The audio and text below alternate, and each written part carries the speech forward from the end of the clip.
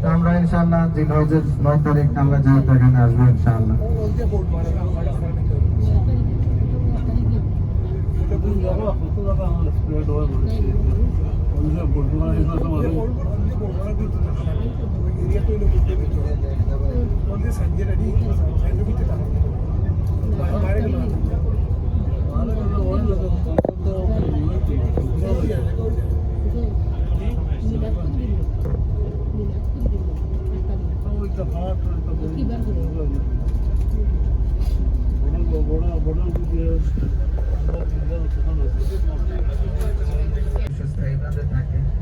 তারপরে এগুলো আবার একটু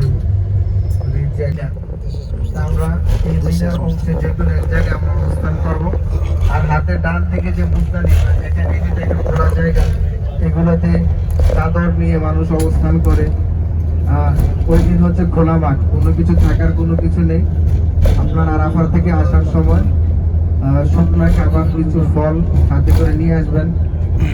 পানি গত বছর আলহামদুলিল্লাহ পানির কোনো সংকট ছিল না, কিন্তু এর আগের বছর পানির সংকট ছিল। তো তারপরে সতর্ক হওয়ার কিছু নেই।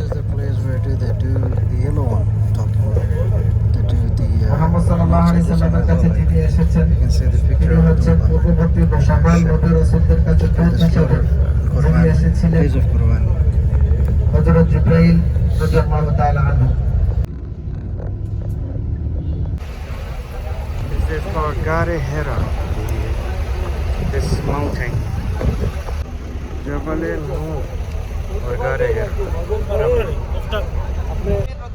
হযরত জিবরাইল আমিন রাসূল সাল্লাল্লাহু আলাইহি সাল্লামের কাছে সর্বপ্রথম এখানে ওহী নিয়ে এসেছিল। এই পাহাড়ের একেবারে চূড়াতে বসে ওই পাশে গুহার মতো আছে, ওই জায়গায় বসে ধ্যান করতেন, যেখান থেকে বাইতুল্লাহ একেবারে সোজা দেখা যেত। এখানে রাসূল সাল্লাল্লাহু আলাইহি সাল্লামকে নবুয়তের আত্মস্বীকৃতি দেওয়া হয়। রাসূল সাল্লাল্লাহু আলাইহি সাল্লাম নবুয়ত লাভ করেন এই পাহাড়ে। তো পরবর্তীতে রাসূল সাল্লাল্লাহু আলাইহি সাল্লাম মাক্কি জীবন ছিল 13 বছর দাওয়াতি কার্যক্রম পরিচালনা করেন। সর্বশেষ যখন ওনাকে হত্যার ষড়যন্ত্র একেবারে পাকাভাবে গৃহীত হয়, তিনি মদিনার দিকে হিজরত করেন। তো আমরা এখানে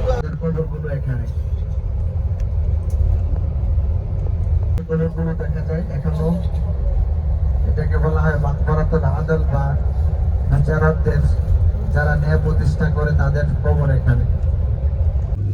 হাতের ডান দিকে যে কবরস্থানটি এটি হচ্ছে মাকবারাতুল মুআল্লা বা জান্নাতুল মুআল্লা। এখানে আমাদের উম্মুল মুমিনিন হযরত খাদিজাতুল কুবরা রাদিয়াল্লাহু তাআলা আনহার কবর আছে। তার সাথে রাসূল সাল্লাল্লাহু আলাইহি সাল্লামের একজন ছেলের কবর আছে এখানে।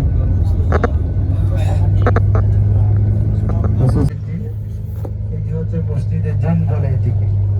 এখানে রাসূল সাল্লাল্লাহু আলাইহি সাল্লামের হাতে জিন সম্প্রদায় এখানে ইসলাম ধর্ম গ্রহণ করেছিলেন, রাসূলের হাতে বায়াত গ্রহণ করেছিলেন। এটাকে বলা মসজিদে জিন। আর এখন দেখেন হাতের ডান পাশে আরেকটা ছোট মসজিদের আকৃতি দেওয়া একটি মসজিদ। এই মসজিদটির নাম হচ্ছে মসজিদুল ফাতহ।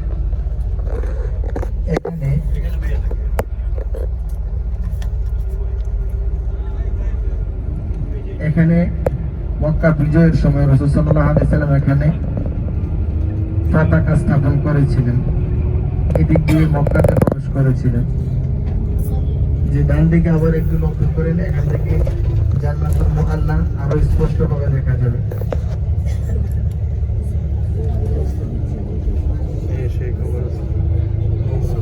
হাতের ডান দিকে জান্নাতুল মুআল্লা। খাদিজা রাদিয়াল্লাহু তাআলা আনহা যখন ইন্তেকাল করেন, ওনার দাফনের পরে রাসূল সাল্লাল্লাহু আলাইহি সাল্লাম তার কবরের পাশে দাঁড়িয়েছিলেন। তখন সাহাবায়ে কেরামরা জিজ্ঞাসা করলেন যে হে আল্লাহর রাসূল, আপনি কেন হযরত খাদিজা রাদিয়াল্লাহু তাআলা আনহার কবরের পাশে দাঁড়িয়ে আছেন?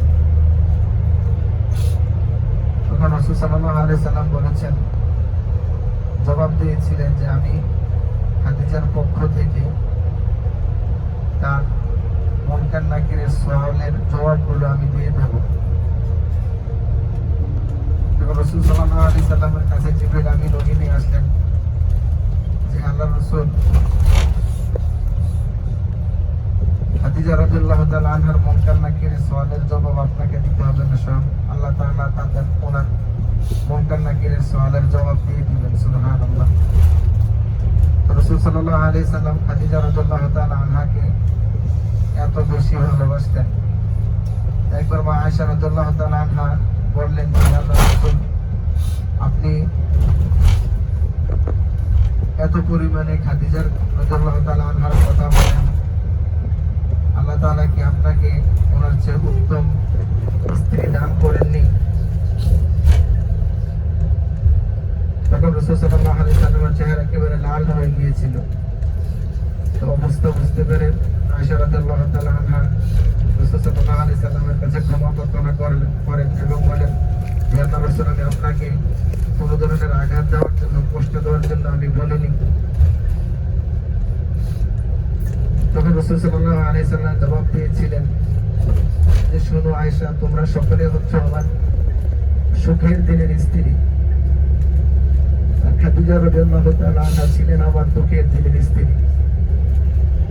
মক্কা থেকে যখন সকলে আমাকে ঘর থেকে তাড়িয়ে দিচ্ছিল, আমাকে দূর দূর করতে, ওই সময় খাদিজা রাদিয়াল্লাহু তাআলা আনহা তার সর্বত্র দিয়ে আমাকে সাহায্য করেছিলেন। তার ধন সম্পদের ধার আমার জন্য উন্মুক্ত করে দিয়েছিলেন। তোমরা সকলে আমার স্ত্রী, কিন্তু খাদিজার সাথে কারো তুলনা হয় না। রাসূল সাল্লাল্লাহু আলাইহি সাল্লাম হযরত খাদিজা রাদিয়াল্লাহু তাআলা আনহাকে এত ভালোবাসতেন, আল্লাহ পাক রব্বুল আলামিন হযরত খাদিজা রাদিয়াল্লাহু তাআলা আনহাকে একবার সালাম প্রেরণ করেছিলেন।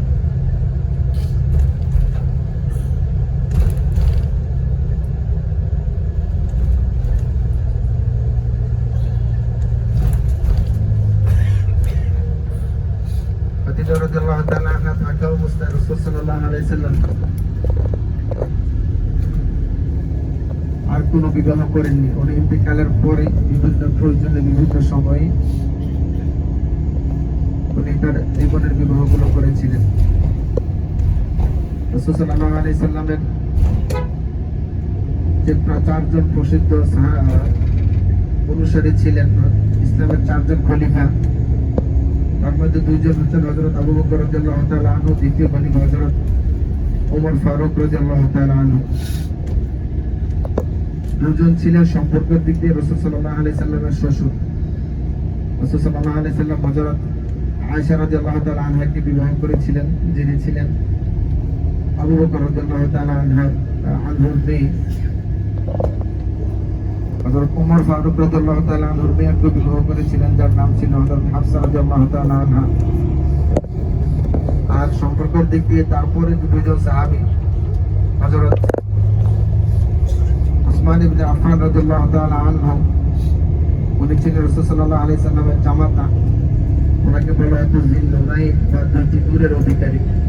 তার কারণ ছিল উনি রাসূল সাল্লাল্লাহু আলাইহি সাল্লামের দুজন মেয়েকে বিবাহ করেছিলেন। প্রথম একজন মেয়েকে বিবাহ করেন, উনি ইন্তেকাল করার পরে রাসূল সাল্লাল্লাহু আলাইহি সাল্লাম ওনার আরেক মেয়েকে ওনার কাছে বিবাহ দেন। আর চতুর্থ খলিফা ছিলেন হযরত আলী রাদিয়াল্লাহু তাআলা আনহু। তিনি রাসূল সাল্লাল্লাহু আলাইহি সাল্লামের ছোট মেয়ে হযরত ফাতিমা তুযহরা রাদিয়াল্লাহু তাআলা আনহাকে বিবাহ করেন। আমরা অনেকে, বিশেষ করে মহিলারা, মা বোনরা বলেন মা ফাতেমা। মা ফাতেমা বলা যাবে না, মা বা উম্মুল মুমিনিন বলা হয় রাসূল সাল্লাল্লাহু আলাইহি সাল্লামের স্ত্রীগণকে। রাসূল সাল্লাল্লাহু আলাইহি সাল্লামের স্ত্রীগণ যারা ছিলেন সকলে আমাদের মা জননী, এই জন্য তাদের নামের শুরুতে উম্মুল মুমিনিন বলা হয়, সমস্ত মুমিনদের মা। আর ফাতিমা তুযহরা রাদিয়াল্লাহু তাআলা আনহার ক্ষেত্রে উনি যেহেতু রাসূল সাল্লাল্লাহু আলাইহি সাল্লামের মেয়ে ছিলেন, এই জন্য ওনার ক্ষেত্রে এই যে বলা যাবে না। আপনারা রাসূল সাল্লাল্লাহু আলাইহি সাল্লামের ছোট মেয়ে খাদিজাতুল ফাতিমা তুযহরা রাদিয়াল্লাহু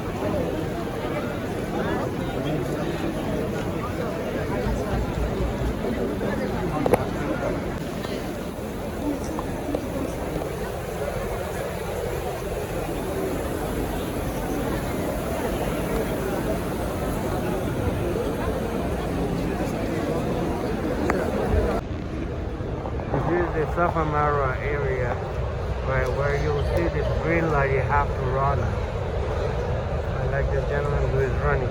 You have to run in that place and under this light. So, mashallah, this is the place, right?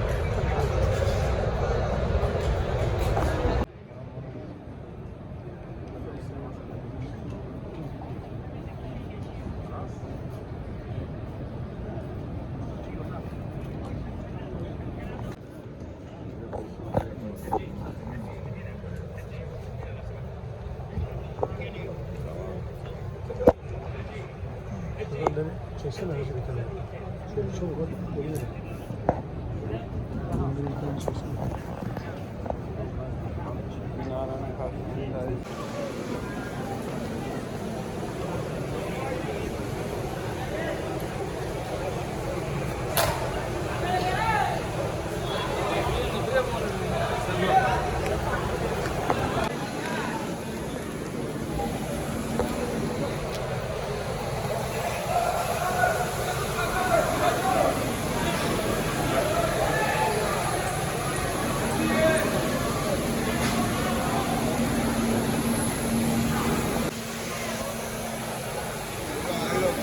واحد 10